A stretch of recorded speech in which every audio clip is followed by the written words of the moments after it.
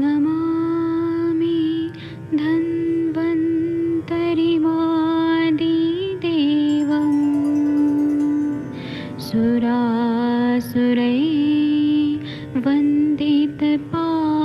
सुरासुरैर्वन्दितपादपद्मं लोके जरारुभयमृत्युनाशं दातारमीशं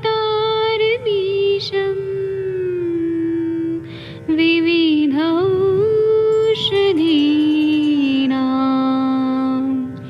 शङ्खं चक्रं जलौकां दधतं मृतघटं चारुतोर्भिश्चतुर्भिः सूक्ष्मस्वच्छादिरुद्यं शुकपरिविलसन्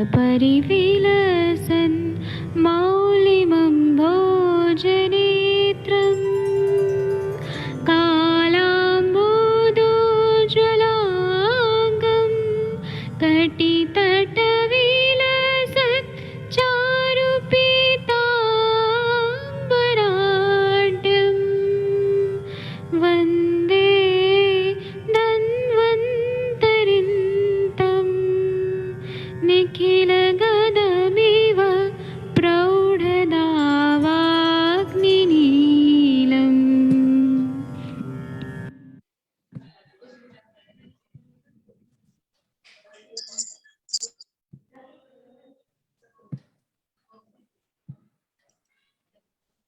प्रणाम सभी को। मैं वैद्य अरविंद पाठक पुणे महाराष्ट्र से आज आप लोग को एक बहुत ही अच्छा चीज बताने के लिए आया हूँ। जो आप लोगों के प्रैक्टिस में ऐसे पेशेंट आते हैं, एक मिनट में ना सभी लोगों को म्यूट कर देता हूँ क्योंकि फिर डिस्टरबेंस ना हो, क्योंकि नए लोग आते हैं ना तो थोड़ा डिस्टरबेंसेस होता है। मैं आप लोगों को ना एक बहुत ही इंपॉर्टेंट चीज बताने के लिए आया हूँ ना कि जो सुश्रुत संहिता के हिसाब से जो बताया है कि क्लैब्यता क्या होता है, नपुंसकता क्या होता है, शुक्र के क्या दोष होते हैं। क्योंकि हमारे पास जब पेशेंट आते हैं ना, अजोस्पर्मिया के पेशेंट आते हैं, ओलिगोस्पर्मिया के पेशेंट आते हैं, तो हम आयुर्वेद के हिसाब से क्या सोचें, कैसे डायग्नोसिस करें और क्या क्या करें, वो जानना बहुत जरूरी होता है। तो इसीलिए ना मैं अभी पहले जो सुश्रुत संहिता का शारीरिक स्थान है उसका द्वितीय अध्याय देखिए। द्वितीय अध्याय में इतना अच्छा है, आप लोगों ने सभी ने कॉलेज में पढ़ा है ये सब चीज, वही चीज रिपीट होगा तो आप लोग को और थोड़ा इसमें इंटरेस्ट आएगा। तो द्वितीय अध्याय जो है ना उसमें ऐसे बताया कि अथात शुक्ल शोणितम, शुक्र शोणित अशुद्धि नाम शारीरम व्याख्या से शुक्र शोणित की शुद्धि और अशुद्धि, इसके बारे में इसमें वर्णन क्या है। शुक्र और शोणित का शुद्धि क्या होता है, अशुद्धि क्या होता है, क्योंकि शुक्र की अशुद्धि रहेगी तब न अजोस्पर्मिया होगा, ओलिगोस्पर्मिया होगा। और ये सुश्रुताचार्य जी ने इस पे बहुत अच्छे से एनालिसिस किया है। चरक संहिता में भी पता है, योनि व्यापक चिकित्सा में ध्वजभंग बताया है, आसक्य, नपुंसक, वो सब बताया है। लेकिन ना सुश्रुताचार्य जी का जो है वो क्लासिकल है, और जो मतलब आज के जमाने में हम लोग करते हैं तो हमें इजी वे में जाता है। तो इसीलिए इन्होंने बोला है कि आर्तव की भी शुद्धि जानना जरूरी है और शुद्ध की भी, शुक्र की भी शुद्धि करना बहुत जरूरी होता है। अब इन्होंने बताया है कि श्लोक नंबर 3 में बहुत बढ़िया बताया कि वात पित्त श्लेष्म शोणित कुड़ब गंधी ग्रंथि पुत्तिपुय क्षीण मूत्र पूरित रेतसा प्रजोत्पादनो न समर्था भवंती। मतलब अगर शुक्र के जो 8 दोष है वह क्या क्या होते हैं, तो वायु की वजह से शुक्र की दृष्टि होती है, पित्त की वजह से शुक्र की, अब यही चीज जो है ये चरक संहिता में बताया, लेकिन सुश्रुत का जो चिकित्सा है वह जानना बहुत जरूरी है। क्योंकि वहां पर तो दृश्य दवाएं और रसायन बाजीकरण ये सब बता दिया है। बाजीकरण से तो शुक्र ज्यादा बनता है, शुक्र शोणित गण बताया, चरक का तो है ही क्लासिकल, और चरक की चिकित्सा जो है वो श्रेष्ठ चिकित्सा होती है। सुश्रुताचार्य जी का क्या है, इस तरह से भी चिकित्सा करते हैं ना तो बहुत ज्यादा सफलता मिलती है। तो इसमें बोल रहे हैं कि वात दोष से दूषित शुक्र रहता है, पित्त दोष से विकृत शुक्र रहता है, कफ से दूषित शुक्र रहता है, रक्त से युक्त शुक्र रहता है। आप लोगों ने देखा होगा कि कभी कभी ना रक्त मिश्रित शुक्र आता है, ऐसा हमारे पास पेशेंट आते हैं। फिर मुर्दे की, डेड बॉडी की गंध वाला, जिसको हम कुड़ब गंधी बोलते हैं, डेड बॉडी की तरह स्मेल वाला भी शुक्र आता है। फिर गांठ युक्त आता है, उसमें मतलब बहुत ज्यादा क्लॉट्स क्लॉट्स होते हैं, जिसको हम ग्रंथि शुक्र बोलते हैं। फिर पुत्तिपुय शुक्र, जिसमें पस भी आता है। पेशेंट ने जब यूरिन पास करते हैं, शुक्र निकलता है ना, उसके बाद में पस आ जाता है, क्योंकि उसमें अंदर ही अंदर कुछ ना कुछ इंफ्लेमेटरी चेंजेस आए रहते हैं। तो उसको बोलते हैं मतलब पुत्तिपुय, इस तरह से बोलते हैं। उसमें गंदा स्मेल आता है। पुए मतलब थोड़ा सा पस निकलता है वहां पे।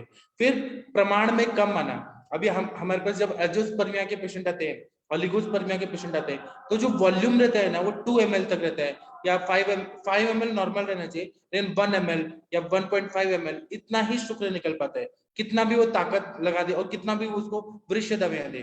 तो यहाँ पे प्रमाण में अल्प, इसको हम क्षीण शुक्र बोलते हैं। उसके बाद में मूत्र युक्त, जिसमें जो यूरिनरी ब्लैडर है ना, वहां पे कुछ ना कुछ तो इन्फेक्शन हो जाता है कि पूरा यूरिन जो है वो शुक्रवत स्रोतस में आ जाता है और मूत्र युक्त शुक्र निकलने लगता है। तो मूत्र के समान गंध वाला होता है या मूत्र युक्त ही होता है। फिर मलाशय भी उधर ही है, तो जो सिगमेंट कोलोन है या रेक्टम है उसका कुछ ना कुछ ओपनिंग हो जाता है अंदर ही अंदर इन्फेक्शन की वजह से, तो उसके वजह से जो आता है मल के समान दुर्गंध वाला शुक्र आने लगता है। और ऐसे जो शुक्र रहते हैं वे दूषित रहते हैं, दूषित शुक्र रहते हैं, तो ये प्रजोत्पादन में समर्थ नहीं रहते हैं। हम लोग ट्रीटमेंट करते हैं उनका, और मॉडर्न के सीमेन एनालिसिस होता है, लेकिन उनको उतना अच्छा रिजल्ट नहीं आता। वो फिर आईवीएफ सेंटर में जाते हैं और कृत्रिम रूप से आर्टिफिशियली वो इम्प्लांट किया जाता है उसको वॉश करके। लेकिन अगर आयुर्वेद के हिसाब से देखा जाए, मैं फिर से बताता हूँ, वात पित्त श्लेष्म शोणित कुड़ब गंधी ग्रंथि पुतिपोय क्षीण मूत्र पुरुष रेतसा प्रजोत्पादनों न समर्था होती। इस तरह से 8 शुक्र के दोष बताए हैं। अब इसमें बता रहे हैं, इतना अच्छा से बढ़िया से वर्णन किया है, आप लोग सुश्रुत संहिता को खोल के देखिएगा, शारीरिक स्थान में बताया है, और इस पर चर्चा भी हम लोग डिस्कस करेंगे कि आपके पास कैसे पेशेंट होते हैं। मैं अभी बताऊंगा पेशेंट का, अभी पहले सॉरी, हम ना पहले थोड़ा डिस्कस कर लेते हैं ग्रंथ वाला, फिर प्रैक्टिकल हम लोग डिस्कस करेंगे। तो ऐसे बता रहे हैं कि तेषु वात वर्ण वेदनम वातजेन, मतलब क्या होता है कि वात की वजह से वायु के रंग जैसा, जैसे शाव रंग का आएगा, नॉर्मल कलर नहीं आएगा। पित्त वर्ण वेदनम पित्तेन, पित्त वर्ण का रहेगा और दाहपाक युक्त रहेगा। शुक्र जब भी निकलेगा ना तो उसमें बर्निंग रहेगा, रेडनेस आएगा, और पेशेंट ऐसा लगेगा कि जैसे मिर्ची खा लिया है, ऐसे वेदना उसको होने लगती है। श्लेष्म वर्ण वेदनम श्लेष्मणा, श्लेष्मा के उससे होगा तो वहां पे क्या होगा कि रोमहर्ष होगा, प्रसेक होगा, श्वास का कफ, सार्वदेहिक लक्षण भी आएंगे, और शुक्र निकलेगा उसमें कफ बहुत ज्यादा रहता है, उसमें बहुत ज्यादा म्यूकस म्यूकस टाइप निकलने लगता है जो अनावश्यक होता है। फिर उसी तरह से कुड़ब ग्रंथि अल्पंच रक्तेन, मतलब उसमें गंदा स्मेल आता है। जब कुड़ब ग्रंथि मतलब उसमें क्या होता है, रक्त से दूषित रहता है ना, और उसमें रक्त सड़ा हुआ रक्त रहता है, जमा हुआ रक्त रहता है, उसकी वजह से मुर्दे की गंध वाला होता है, मतलब जैसे डेड बॉडी है उस तरह के गंध वाला रहता है। और वीर्य जो रहता है बहुत ज्यादा अजीब तरह का आता है, अगर फीमेल पार्टनर ने उसको स्मेल ले लिया तो उसको तो वॉमिटिंग ही हो जाएगी, मतलब इतना गंदा स्मेल वाला आता है। उसके बाद में आ रहा है कि कफ और वायु से दूषित वीर्य जो होता है वो गांठदार होता है, उसमें ग्रंथि ग्रंथियां रहती है। और कफ और पित्त से दूषित जो रहता है वो सड़ी गंध रहता है, बहुत ज्यादा बेकार गंध वाला रहता है, और पुए के समान रहता है, मतलब उसमें पस फॉर्मेशन अंदर ही अंदर कोई पैथोलॉजी होती है, और बहुत गंदा रहता है। पित्त और वायु की वजह से वीर्य क्षीण होता है, इसमें पित्त का भी इन्वॉल्वमेंट है और वायु का भी इन्वॉल्वमेंट है, तो क्षीण, और उसमें जो मात्रा निकलती है वॉल्यूम वो बहुत कम रहती है। 0.5 ml वाले भी पेशेंट आए हमारे पास, मतलब 5 ml निकलना चाहिए, 5 ml नॉर्मली, लेकिन ये पेशेंट को 2-3 कभी होता है, कभी और कम होते होते 0.5-1 ml इतना ही निकलता है। वह इतना प्रजोत्पादन के लिए संभव नहीं था, क्योंकि शुक्र जो है, शुक्राणु को है वहां तक गंतव्य स्थान तक जाने के लिए उसको टाइम चाहिए, मतलब वो फेलोपियन ट्यूब तक जाके और यूनियन करना चाहिए, फीमेल पार्टनर के जो ओवा है वहां पे संयोग होना चाहिए, तो उतना वो ट्रेवल इन, क्योंकि उसमें उतना वॉल्यूम ही नहीं है। उसी तरह से और भी बता रहे हैं कि सूत्र स्थान 15वां अध्याय है, उसमें सुश्रुताचार्य जी बोल रहे हैं कि अगर मैथुन करते समय मेढ्र में वेदना हो रही है, पेनिस में बहुत ज्यादा पेन हो रहा है, अंडकोश में संवेदना हो रही है, टेस्टिकल्स में बहुत ज्यादा इतना इरिटेशन हो रहा है, बहुत ज्यादा खिंचाव हो रहा है, बहुत ज्यादा वेदना हो रही है, फिर विषय संभोग के समय बहुत लेट के बाद, बहुत लेट से वीर्य निकल रहा है, बहुत कोशिश करने के बाद थोड़ा सा निकलता है, और उसके बाद में वो इरेक्शन ही नहीं होता, ऐसा कंडीशन होता है। उसी तरह से जल्दी निकल जाना, मतलब जिसको शीघ्र पतन बोलते हैं, ऐसा कंडीशन हो गया, तो यह भी देर से निकलना या जल्दी निकलना, ये दोनों विकृति है। सन्निपात जब रहता है, तीनों दोषों का इन्वॉल्वमेंट रहता है, तो उसमें मूत्र की और मल की दुर्गंध आने लगती है, इसको हमें जानना बहुत जरूरी है। और उसी तरह से कुणब ग्रंथि, ग्रंथि युक्त शुक्र, फिर दुर्गंधि युक्त शुक्र, पोय शुक्र, वीर्य की अल्पता, ये सारे कष्ट साध्य बताए हैं। इसका ट्रीटमेंट करने के लिए हमें बहुत मेहनत करनी पड़ती है, जैसे जीवनेगण की दवाइयां हैं, वृक्ष दवाइयां हैं, उत्तर बस्ती देना पड़ता है, शुक्र शोधन गण, शुक्र जनन गण, ये सब देना पड़ता है, तो फिर तब उसका रिकवरी होता है। लेकिन ये कष्ट साध्य होता है। अगर मल मूत्र के समान अगर आ रहा है तो उसमें वीर्य जो है वो असाध्य होता है, उसमें सारे जो सेल्स रहते हैं वो डेड रहते हैं। उसमें ग्रेड 1 2 3 4 देखेंगे ना तो 0 0 0, और मॉर्फोलॉजिकली भी चेंजेस रहते हैं, और उसमें मतलब टेपरिंग हेड रहेगा, टेल में प्रॉब्लम रहेगा, बॉडी में रहेगा। वह जब खराब रहेगा तो वो क्यों संतान उत्पन्न क्यों करेगा? इसलिए ये वीर्य दोष जो जानना, अभी क्या है कि आप लोग ना जितने भी, जैसे महाराष्ट्र की बात बता रहा हूँ, मुंबई पुणे बड़े बड़े जो सिटी है, यहाँ पर जो ये रहते हैं टॉयलेट रहते हैं, सुलभ शौचालय, पब्लिक टॉयलेट रहते हैं ना, उस जगह पोस्टर चिपकाए रहते हैं कि वीर्य दोष शीघ्र पतन का ये हकीम से इलाज कराइए, नंबर दिया रहता है। लोग वहां पागल हैं कि मेल इनफर्टिलिटी का हमें करना है, लाखों लाखों रुपए खर्च करते हैं। और आयुर्वेद के जो हम क्वालिफाइड डॉक्टर्स हैं, हमारे पास पेशेंट का फ्लो कम है, क्योंकि हम ये सब एनालिसिस नहीं करते। वो लोग के पास कुछ टोटका रहता है कि वो मुसली दे देंगे, शिलाजीत दे देंगे, फायदा तो हुआ, नहीं तो तंबू वाले जो डॉक्टर रहते हैं, टेंट वाले जो रहते हैं, खानदानी आयुर्वेदिक दवाखाना, वो लोग के पास लोग जाते हैं, हमारे पास नहीं आते हैं। हमें इस पे ध्यान देना जरूरी है कि हमें ये चीज पे कॉन्सेंट्रेट करना है। ग्रंथों में लिखा है, किताब पढ़े, एग्जाम पास हो गया, किताब बंद कर दिया, बस हो गया, ऐसा नहीं है। इसको एनालिसिस करना बहुत जरूरी है। और मेल इनफर्टिलिटी पे कम बात होती है, फीमेल इनफर्टिलिटी पे ज्यादा बात होती है कि पीसीओडी है, फाइब्रॉइड है, फिर एएमएच है। पुरुषों के बारे में तो बात ही नहीं होता है। पुरुषों के बारे में बात करना चाहिए, मतलब हमें डिस्कस करना चाहिए, ऐसा होता है। तो आप लोग को सब पता चल गया कि वात से, पित्त से, कफ से, शोणित रक्त से युक्त, फिर कुणब ग्रंथि, कुणब गंधी ग्रंथि युक्त, पुति, क्षीण, इस तरह से जो 8 दोष है शुक्र के, उसको जानना बहुत जरूरी है। इस अध्याय में आर्तव दृष्टि के बारे में भी बता रहे हैं, वो हम नहीं देंगे क्योंकि हमें मेल इनफर्टिलिटी हमारा आज का विषय है। इसके बाद में बोल रहे हैं कि चिकित्सा कैसे करना है, यह जानना बहुत जरूरी है, क्योंकि केवल डायग्नोसिस करके नहीं रुकना है, हमें चिकित्सा करके पेशेंट को रिजल्ट देना है। और हमारे सर ऐसा बताते हैं कि कम से कम पेशेंट को 6 महीना तक ब्रह्मचर्य पालन करना चाहिए, और उनको बोलना चाहिए कि आप शुक्र का धारण करिए, जितना शुक्र का धारण, और जबरदस्ती नहीं करना है। इंद्राणम ना लालेत ना पीड़ित, इंद्रों को बहुत ज्यादा भोग विलास में नहीं रखना, और बहुत ज्यादा पीड़ित करके भी नहीं रखना। जितना पीड़ित करेंगे उतना और ज्यादा बढ़ेगा, और ज्यादा शुक्र निकलेगा। उनको मध्यम मार्ग से रखना है, जितना वो रखेंगे उतना अच्छा फायदा होगा। इसी तरह से, और उनको ये भी नहीं बोलना है कि आप बार बार चेक कराओ, चेक करो, चेक करो, चेक, ये भी नहीं बोलना है। हम टैंक भर रहे हैं, नीचे से नल खुला है तो पूरा पानी निकल जाएगा। उसी तरह से शुक्र शरीर में बनने के लिए टाइम देना चाहिए। तो इसके लिए सबसे पहले बता दें, 6वां नंबर का श्लोक में बता रहे हैं कि तेषा वेद्यान शुक्र दोषां स्नेहा स्वेदाभिवर्जय स्नेहादिर्विर्जयेत क्रिया विशेष मतिर्मांस तथा चोत्तर वस्ति भी। मतलब पहले जो शुक्र दोष है, जो वात पित्त कफ वाले हैं शुक्र दोष, इसमें हमें स्नेहन करना है, स्वेदन करना है, वमन देना है, विरेचन देना है, निरोग वस्ति देना है, अनुवासन वस्ति देना है, और ये सारे विशेष क्रिया करनी है। और विशेष क्रिया में और क्या करना है, उत्तर वस्ति देना है। आप लोगों को डॉक्टर रामदास आवाड सर ने दिखाया था एक बार वीडियो में, उनके वीडियो में देखिए, तो उत्तर वस्ति मेल का पेनिस को ऐसा पकड़ के, और वो जो ट्यूब है इन्फेंट फीडिंग ट्यूब, उसको लगा दिया सिरिंज में, 5 ml की सिरिंज में, और उसमें वृक्ष तेल वगैरह या वृक्ष काढ़ा को लेके, या नॉर्मल घी को भी लेके, और उन्होंने एयर बबल निकाल के और उसको प्रेस करके डाल दिया। जब यूरिन पास हो जाए और उसके बाद में उसको पकड़, पेनिस को पकड़ के उत्तर बस्ती, बहुत इजी है ये, कोई डिफिकल्ट नहीं है। और ज्यादातर हमारे आचार्य ऐसे होते हैं कि बस्ती देने के बाद मात्रा बस्ती 50 ml या 100 ml मात्रा बस्ती देके फिर अगर उत्तर बस्ती दिया तो एनाफिलेक्टिक शॉक वगैरह नहीं बढ़ता है, मतलब एयर बबल नहीं जाता और कोई तकलीफ नहीं होती है, सेफ रहता है।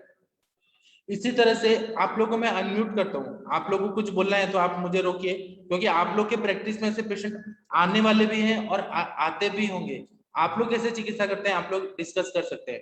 एक बार चेक करिए अनम्यूट हो पा रहे हैं क्या, एक बार चेक करिए प्लीज। डॉक्टर गगन अग्रवाल जी एक बार चेक करिए अनम्यूटेड हो पा रहे हैं क्या? जी हो पा रहे हैं, ठीक है। आप लोग अनम्यूटेड हो पा रहे हैं। अगर आप लोगों को कुछ बोलना है तो आप लोग ना मुझसे प्रश्न पूछिए, रोक के पूछिए। अब चिकित्सा जो बताइए, कुणब गंधी, पहले 3 वाले वात पित्त कफ से दूषित शुक्र की बता दिया कि स्नेहन स्वेदन वमन विरेचन बस्ती नस्य, ये सब करना है। नस्तिक से ज्यादा ये निरु और अनुवासन पे ज्यादा जोर देते हैं सुश्रुताचार्य, और उत्तर वस्ती का प्रयोग करना है। उसके बाद में चौथा है कि कुड़ब गंधी, जिसमें मुर्दे की गंध वाला, स्मेल वाला, क्योंकि अंदर ही अंदर पैथोलॉजी ऐसी हुई है, उसमें क्या करना है। तो श्लोक नंबर 7वां सुश्रुत संहिता अध्याय 2 का जो 7वां नंबर का श्लोक है, उसमें ऐसा बताया है कि पाये तु नरम सर्पे विशंकुणा परेतसी दात की पुष्प खदीरा दाढ़े मार्जुन साधितम पाये दत्वा सर्पे शाल सरादि साधितम।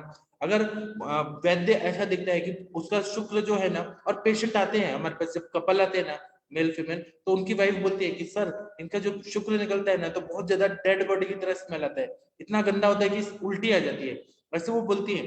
तब ऐसे गंध वाले शुक्र को हमें ठीक करना है, तो धातकी का पुष्प लेना है, खदीर की लकड़ी लेनी है, उसका चूर्ण या खदीर ले लेना है, अनार लेना है और अर्जुन की छाल, इनसे साधित जो घी है, इनसे सिद्ध घी बनाना है या घी के साथ इसका सेवन करना है। फिर से बताता हूं, तो धातकी पुष्प, मैं नहीं बोल रहा हूँ, सुश्रुताचार्य जी बोल रहे हैं, धातकी का पुष्प, खदीर की छाल, अनार और अर्जुन की छाल, ऐसे साधित घृत लेना है, या फिर इसी में जो बताए साल सरादी गण, उससे सिद्ध घृत, और ये मिलता है मार्केट में, महाराष्ट्र में मिलता है, साल सरादी गण की दवाइयों से साधित घृत है, या साल सरादी गण में जो जो द्रव्य अवेलेबल है उसको अगर घी के साथ खिला दिया जाए तो कुणब गंधी जो है, क्योंकि अंदर ही अंदर जो शुक्रवाही स्त्रोत नलिकाएं हैं, उसमें अगर अवरोधात्मक संपत्ति और वहां से कुछ ना कुछ पस फॉर्मेशन होके बहुत गंदा स्मेल वाला आ रहा है, तो वो पैथोलॉजी को ठीक करता है। इसलिए इन्होंने बोला कि आप इसमें ये यूज करिए। इसके बाद में ग्रंथिभूत शुक्र है, जिसमें बहुत ज्यादा गांठ गांठ आ रही है, शुक्र निकल रहा है और कुछ तो ऐसे लग रहा है कि गांठ टाइप, ऐसे थ्रेड टाइप या गांठ टाइप कुछ निकल रहा है, क्लॉट्स निकल रहे हैं, उसकी चिकित्सा बता रहे हैं कि ग्रंथिभूत शटी शब्दम पालाशे वापी भस्मनी, मतलब करचूर नाम का जो वनस्पति है उसका चूर्ण लेना है, या पाषाण विद लेना है, या फिर पलाश का क्षार लेना है।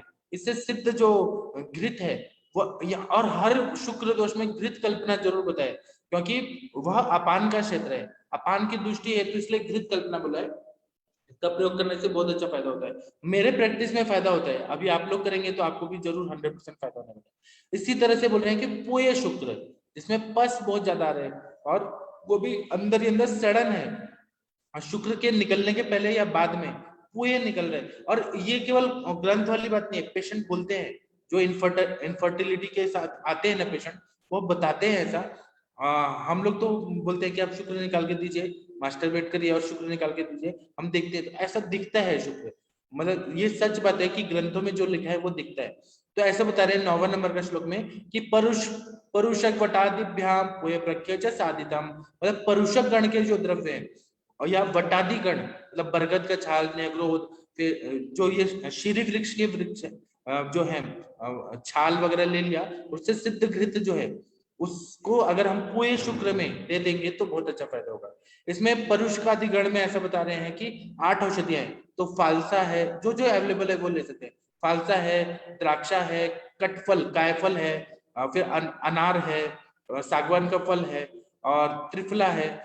कुछ कुछ लोग त्रिफला को परुषकादि गण में डालते हैं, कुछ लोग नहीं डालते, उसका प्रयोग करते हैं। कुछ लोग बोलते हैं कि वटादी गण जो है, जो बरगद वाला जो गण है, उसमें टोटल 24 दवाइयां हैं, तो बरगद हो गया, और बरगद जो रहता है ना वो कषाय साथ में रहता है, हीलिंग पावर बहुत रहती है। तो पूरे शुक्र जब आ रहे हैं, पस फॉर्मेशन हो रहा है, तो उसमें 100% फायदा करता है। तो उसमें बरगद है, उदुम्बर मतलब गुलर है, फिर उसके बाद में पीपल है, जो पीपल अश्वत्थ पेड़ हो रहते हैं, पीपल का पेड़, फिर प्लक्ष है, यष्टि मधु है, आम्रतक, अर्जुन है, आम्र कुशाभ्र, फिर लाक्षा का वृक्ष है, जामुन है, 2 टाइप के जामुन होते हैं, उसका वृक्ष है, सब कषाय साथ में, चिरौंजी है, महुआ है, कटफल है, फिर कदम है, बेर है, तिंदुक है, सलई है, लोद्र है, सावर लोद्र है, भल्लातक है, और ढाक के पत्ते, पलाश के जो पत्ते रहते हैं वो सब ले लेना है, और उससे साधित घृत बनाना है, और वह खाने के लिए देना है। अगर 2 भी द्रव्य मिले या एक भी मिले तो ये देंगे ना, तो पूरे शुक्र के पेशेंट में 100% फायदा हुआ।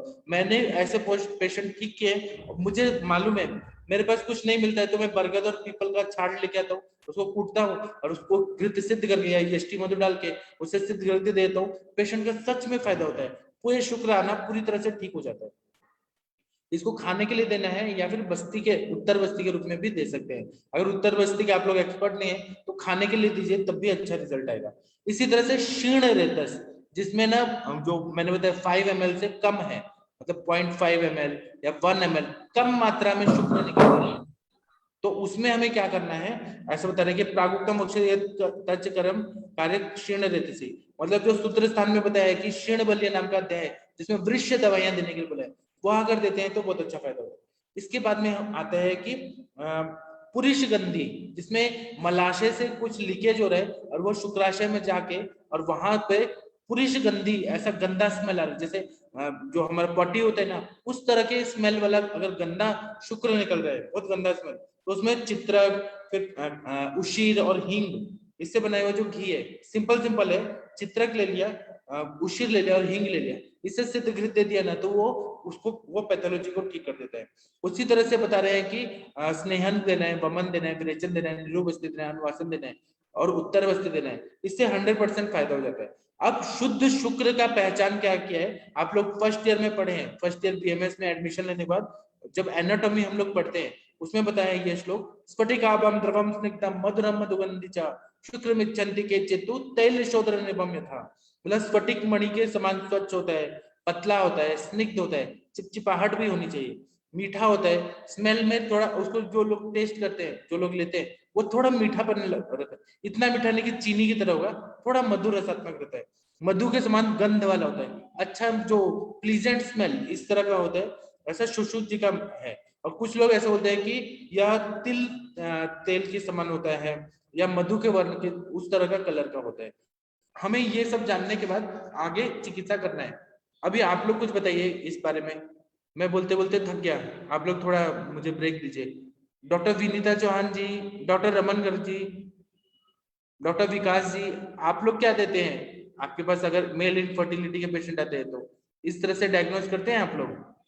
प्रणाम सर। प्रणाम सर जी। आपको सर इसमें धनतेरस की बहुत बहुत शुभकामनाएं रमन गर्ग जी, सभी आपको भी बहुत बहुत शुभकामनाएं सर जी।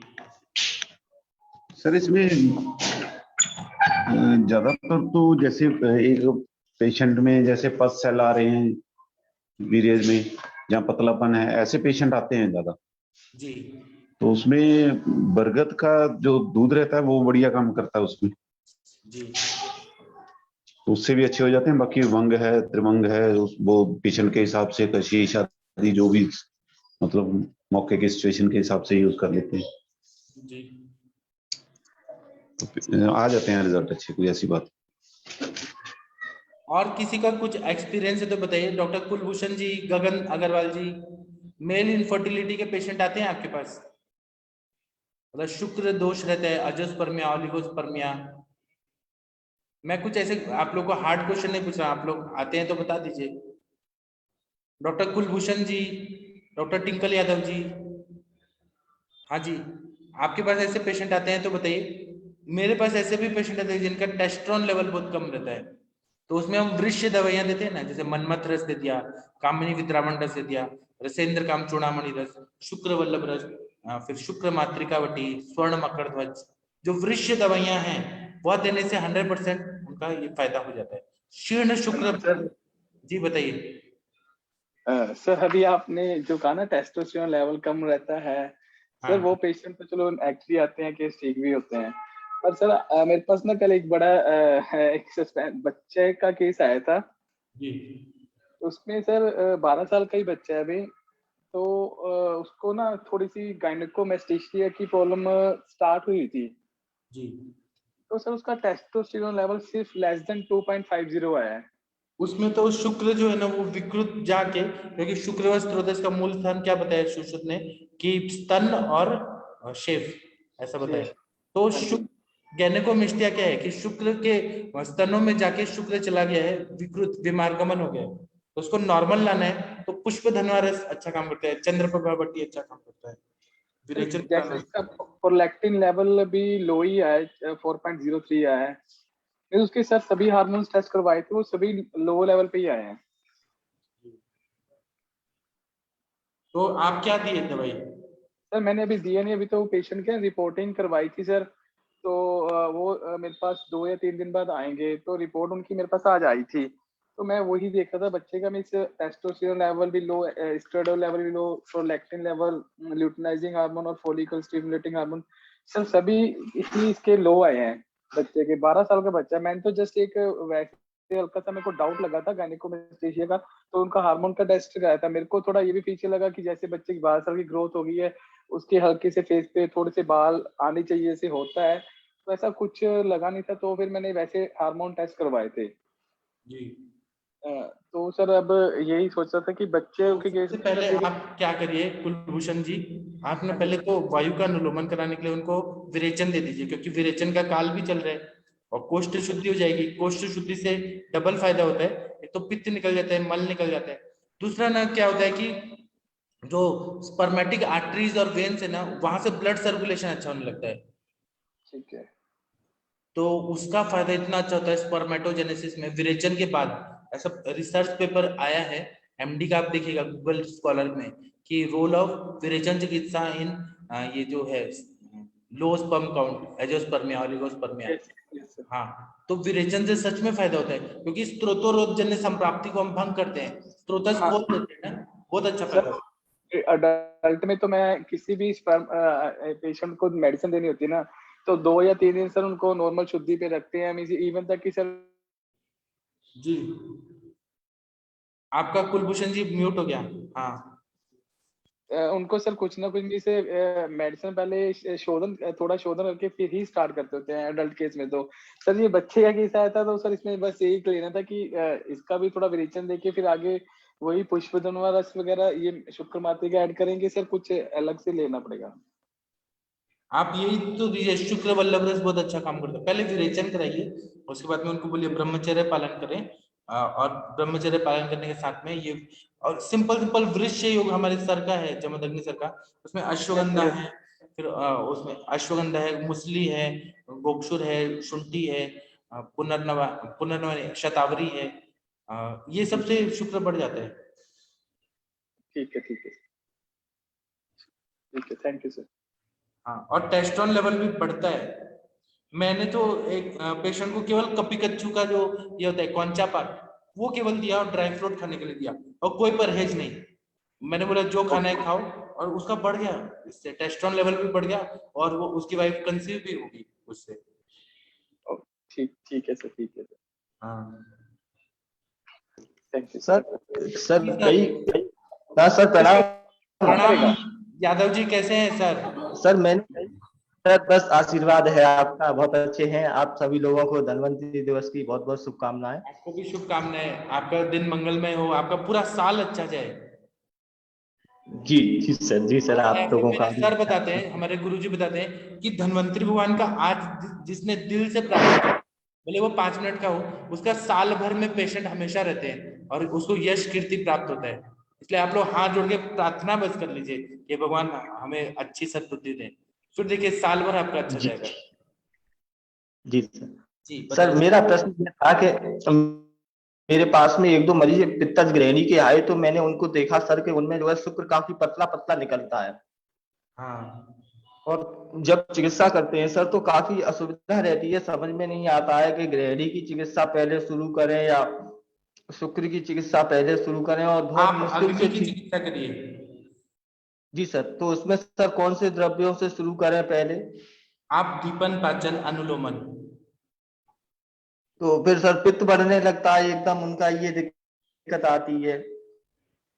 आप क्या करिए कि जैसे कोष्ठ शुद्धि करना है, जैसे हम लोग नॉर्मल काय चिकित्सक हैं हम लोग, तो हम लोग क्या करते हैं, कोष्ठ शुद्धि करते हैं, दीपन पाचन अनुलोमन करते हैं। कभी कभी आपका बात सही है कि ग्रहणी दृष्टि रहती है, उसकी वजह से भी शुक्र क्षय रहता है, और शुक्र क्षय होगा उसका इफेक्ट ग्रहणी।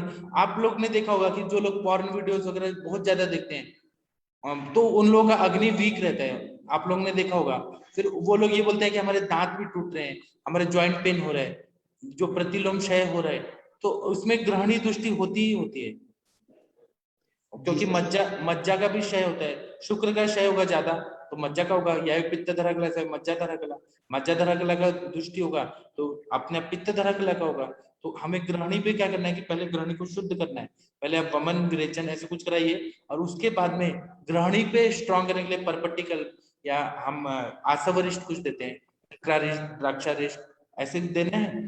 उससे ये होता है कि अच्छा रस धातु बनेगा, अच्छा रक्त मांस में दस्ते मज्जा शुक्र ये बनेगा तो शुक्र अच्छा बन जाएगा। ये एक मेथड है। कुछ लोग क्या करते हैं केवल वृक्ष दवाइयां देते हैं शोधन करने के बाद।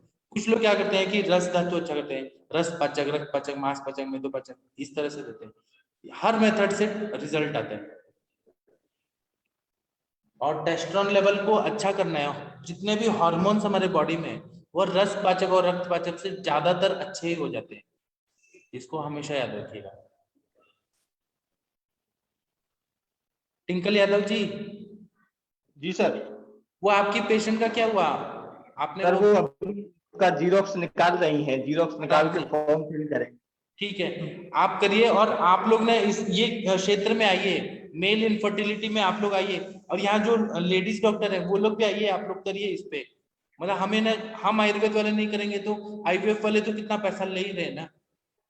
वो लोग एंटीऑक्सीडेंट्स वगैरह देते हैं। जी बताइए। मतलब हमारे लिए बहुत स्कोप है मेल इनफर्टिलिटी। आप आज देखेंगे, अगर पेशेंट में देखेंगे तो 1000 पेशेंट में कम से कम 99.9% लोगों को ये शुक्र दोष है, मेल इनफर्टिलिटी। मेल इनफर्टिलिटी नहीं है, लेकिन नपुंसकता का प्रॉब्लम है आजकल। आजकल का जमाना ऐसा हो गया कि शुक्र क्षय बहुत ज्यादा हो रहा है। तो हमारे लिए स्कोप है, इसमें बहुत स्कोप है। जी डॉक्टर विकास जी बताइए आप। विकास कुमार जी। हाँ सर, प्रणाम सर। प्रणाम सर। आप क्या क्या देते हैं ऐसे पेशेंट में? सर इसमें पहले तो विरेचन कंपलसरी है, विरेचन के जी। बाद सब औषधियाँ बहुत अच्छे से काम करती हैं। तो इसमें मैं मकरध्वज, शिलाजीत, वंग भस्म, अभ्रक भस्म, अश्वगंधा, सफेद मुजनी, क्रौंच, घुघरू, अकरतरा, ये सब चीज देता हूँ। और कुछ शास्त्रीय उस तरह का देना होता है तो उसमें जैसे कामदेव वृक्ष है और कुछ सब भी मिला देता हूँ अलग से। और सर एक विशेष चीज है, मैंने पहले भी बताया था, इसमें मैं अदरक का सत्व बना के देता हूँ। तो वो देने के बाद जो इम्पोर्टेंसी में विशेष तौर पे बिल्कुल चमत्कारिक लाभ 2-3 दिन में ही हो जाता है। बाकी तो सब सभी लोग जानते हैं।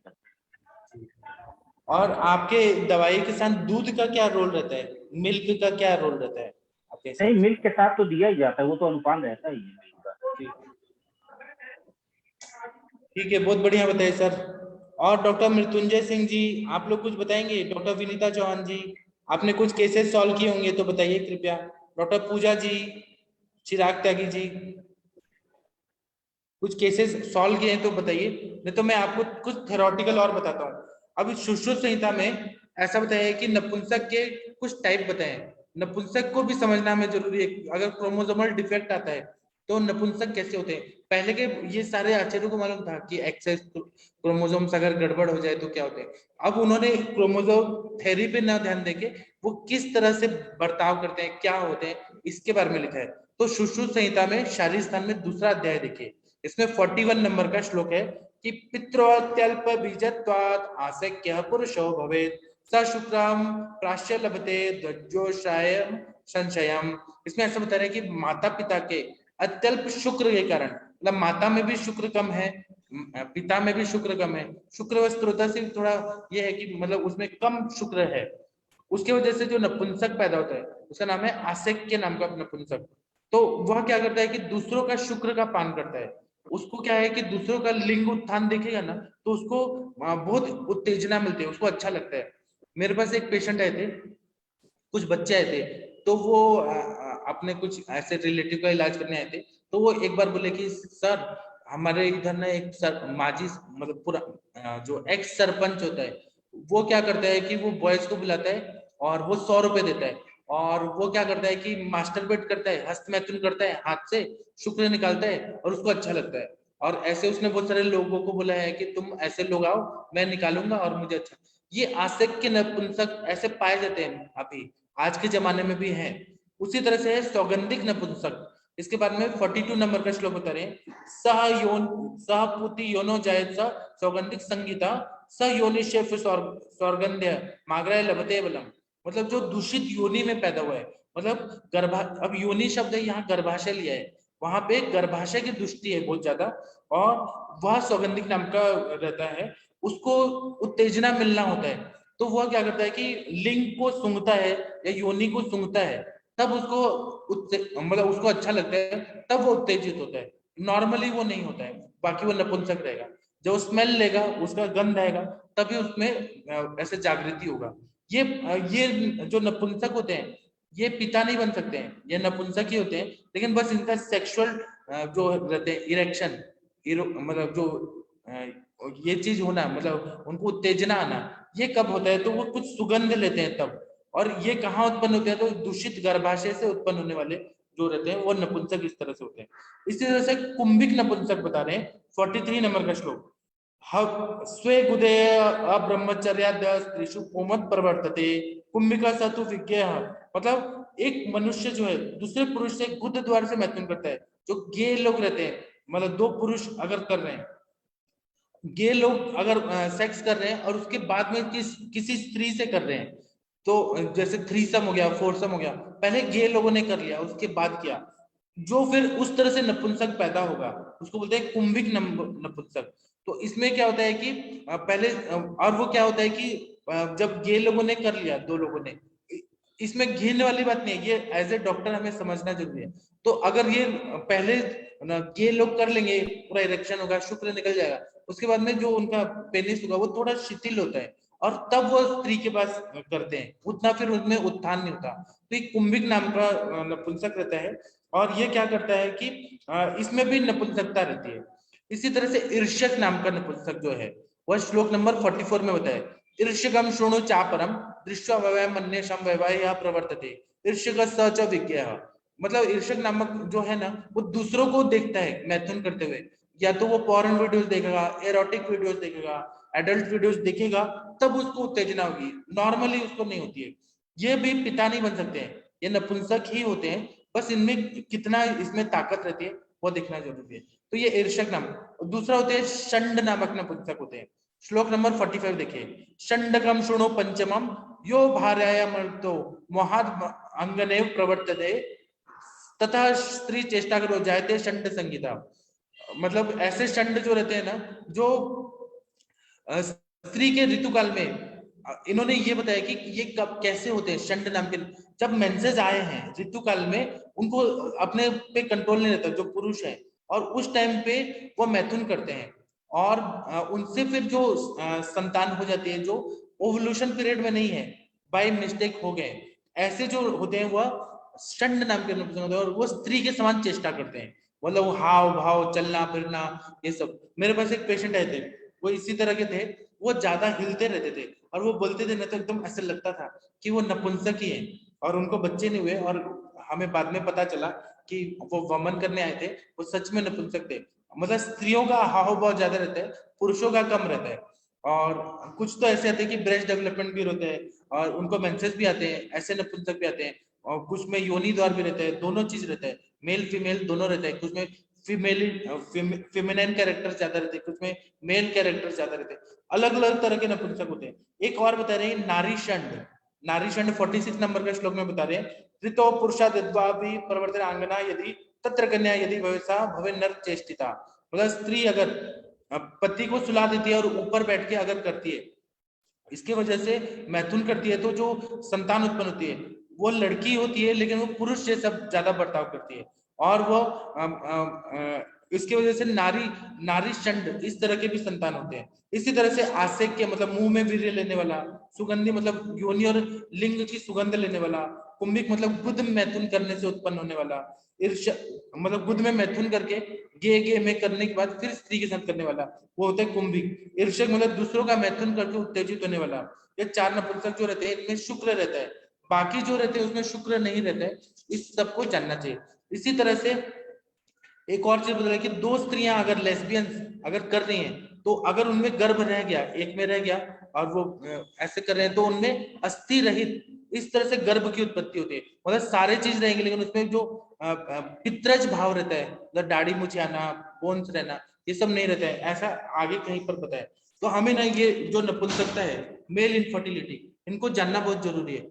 आप लोग अगर कुछ बोलना चाहते हैं तो बोलिए इस टॉपिक पे। किसने क्वेश्चन पूछा है? विक्रम सिंह जी ने बोला है कि anybody treated diabetic impotency like loss of libido, premature ejaculation, erectile dysfunction, please suggest me line of treatment. जी, अब ऐसे पेशेंट जो आते हैं ना, मैंने किया है, डायबिटिक इम्पोटेंसी जब रहती है उसमें जो नर्व्स रहती है ना वो पूरी तरह से बहुत ज्यादा वीक हो जाती है, तो इसमें वसंत कुसुमाकर रस बहुत अच्छा काम करता है। वसंत कुसुमाकर रस जो रहते हैं ना, डायबिटीज की वजह से लॉस ऑफ लिबिडो रहता है, प्रीमैच्योर इजैकुलेशन रहता है, उसमें अच्छा काम होता है। तो वसंत कुसुमाकर रस के साथ दृश्य योग देना पड़ता है। और डायबिटीज की पूरा चिकित्सा करिए आप लोग, मधुमेह की जो चिकित्सा करें उसमें थोड़ा स्वर्ण कर, जैसे स्वर्ण मालिनी वसंत है, फिर सिद्ध मकर ध्वज है, ये सब दे दीजिए। हमें मीठा चीज नहीं देना है कोई, जैसे कौंचा पाक, मूसली पाक, ये सब नहीं देना है, हमें स्वर्ण कल्प देना है, तो फायदा हो जाता है। डॉक्टर कंचन जी, आपके पास पेशेंट आते होंगे पतंजलि में, तो आप क्या प्रिस्क्राइब करती हैं? सर मैं मकर ध्वज, वसंत कुसुमाकर और हीरक भस्म भी देती हूँ सर बहुत बार, क्योंकि जैसे इरेक्टाइल डिसफंक्शन के पेशेंट आते हैं तो उनमें हीरक भस्म भी डालती हूँ मैं जी। और आपका ये कुछ तो है ना, यौवनामृत वटी पतंजलि का वटी भी है, और बहुत सारे हैं सर, मूसली पाक भी है, सफेद मूसली का एक पाउडर आता है वो है, कौंच बीज भी है, बहुत सारे हैं सर। तो रिजल्ट क्या है? आपने तो सारा डेटा कलेक्ट करके रखा है। हाँ सर, रिजल्ट बहुत अच्छे हैं, बहुत पेशेंट में अच्छे रिजल्ट मिल जाते हैं, कुछ कुछ पेशेंट में नहीं मिलते हैं। तो जैसे कि हम अगर उसे बोलते हैं कि आपको शुक्र का क्षय नहीं करना है, मोस्टली यंग एज में जैसे 21 है या 30 तक के कोई भी मेल पेशेंट जब आते हैं, तो अगर हम उसे बोलते हैं कि शुक्र का क्षय मत करो, खुद होके मतलब जो मैस्टरबेशन कर रहे हैं वो मत करो, तो वो सुनने वाले में लोगों में से नहीं होते हैं सर बहुत बार। तो इस ऐसे पेशेंट में थोड़े रिजल्ट कम होते हैं, फिर भी वो काउंसलिंग करके उनको समझाया जाता है, तो फिर थोड़ा बहुत रिजल्ट दिखता है। फिर वो खुद होके उनको जब पता चलता है नहीं मैं गलत कुछ कर रहा हूँ, तो फिर वो जैसे समझ जाते हैं, तो रिजल्ट बहुत अच्छा आता है सर। जी, बहुत अच्छा बताया। और किसी का कुछ अनुभव है मेल इनफर्टिलिटी पे, कोई मेडिसिन का कुछ अनुभव है तो बताइए। डॉक्टर चिराग त्यागी जी, डॉक्टर अनिल कुमार जैन जी, कुछ बताना है तो बताइए कृपया। डॉक्टर रविशंकर शर्मा जी, अगर नहीं अनुभव तो हम अभी सेशन बंद करते हैं, फिर मिलेंगे 8 बजे। जी सर। हाँ शर्मा जी बताइए। जी सर, आवाज आ रही है सर मेरी? क्या बोल रहे हैं? हाँ आवाज आ रही है, बताइए।